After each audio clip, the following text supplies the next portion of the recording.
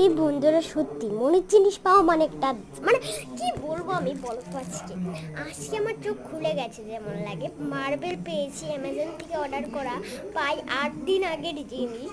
তো এটা না পেলে হয়। আগের বার আমি দেখেছিলাম স্টিকার মতো একটা জিনিস, আপনি প্রজেক্টেও লাগাতে পারবেন। আর তোমরা ভাবতে পেরেছো এই রাত্রেবেলাও আমি এগুলো করতে বসে গেছি। আর তোমরা দেখতে পাচ্ছ একটা হয়েছে যে করি আগের দিনে যে পয়সা ছিল না এটা দিয়ে করতে হয় মার্বেলগুলো বাকিগুলো।